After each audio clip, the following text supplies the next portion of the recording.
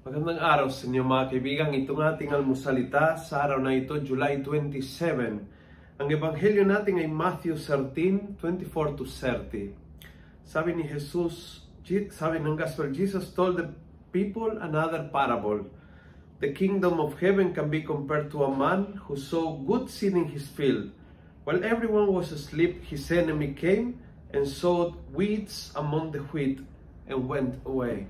Good reminder ng Panginoon sa atin, ang Diyos ay talagang aktibong gumagawa sa buhay mo, sa buhay ko. Siya po ay nagtanim ng kabutihan, nagtanim ng mga mabubuting bagay and blessings para sa buhay natin.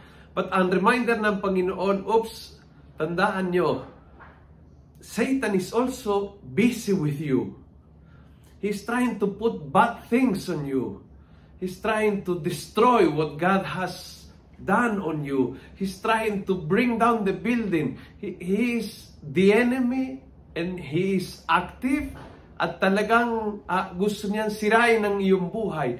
Kaya huwag makalimutan ang dalawang bagay na ito. Huwag makalimutan na ang Panginoon ang naglagay lahat ng kabutihan at hindi pababayaan hanggang ito ay maging ani. Ang Diyos na nagtanim, hindi magpapabaya hanggang aanihin ang kabutihan na nasa iyo. Patandaan mo, si Satan ay equally active trying to bring you down. So be very careful. Be very careful. Be aware na ito ay nangyari sa puso mo, sa isip mo, sa mga actions mo. Kaya ang kahalagahan ng pagninilay.